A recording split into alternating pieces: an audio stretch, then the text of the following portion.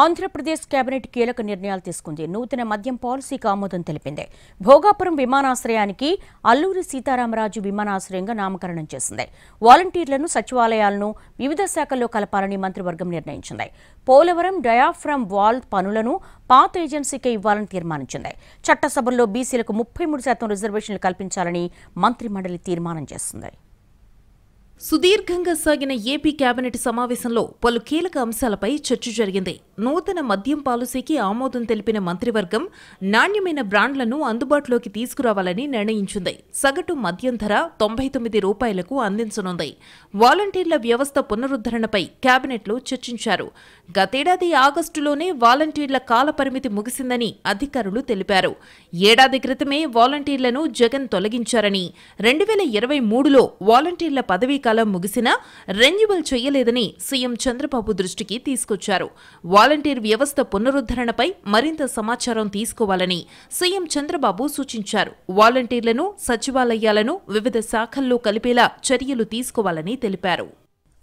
ఆదాయం ముఖ్యం కాకుండా, ఆదాయం లక్ష్యం కాకుండా క్వాలిటీ, క్వాంటిటీ, ప్రైస్ వీటి ఆధారంగా కొత్త పాలసీ తీసుకురావాలని చెప్పేసి ఒక సబ్ కమిటీని వేయటం, ఆ సబ్ కమిటీ మరి ఈరోజు రికమెండేషన్స్ని మంత్రిమండలి ముందు ఉంచడం అందరికీ తెలిసిందే. మరి దాంట్లో నిర్ణయాల ప్రకారం అన్నిటికంటే ముఖ్యమైనది ₹99 క్వాలిటీ మద్యాన్ని అన్ని బ్రాండ్లు కూడా అందించాలని చెప్పేసి ప్రభుత్వం నిర్ణయించిందని చెప్పేసి మీకు మనవి చేస్తాను. చట్టసభల్లో బీసీలకు 33% రిజర్వేషన్లు కల్పించాలని మంత్రిమండలి తీర్మానం చేసింది. బీసీలకు రిజర్వేషన్లపై కేంద్రానికి సిఫారసు చేసింది. భోగాపురం విమానాశ్రయానికి అల్లూరి సీతారామరాజు విమానాశ్రయంగా నామకరణం చేస్తూ మంత్రివర్గం నిర్ణయం తీసుకుంది.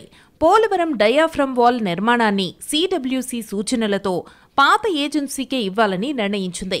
ఒకే ఏజెన్సీకి పనులు కేటాయించడం వల్ల ఏవైనా సమస్యలు తలెత్తినా ఆ ఏజెన్సీ బాధ్యత తీసుకుంటుందని మంత్రివర్గం అభిప్రాయపడింది. తెలుగుదేశం పార్టీకి బలహీన వర్గాలు వెన్నుముక అని చెప్పేసి అందరికీ తెలిసిందే.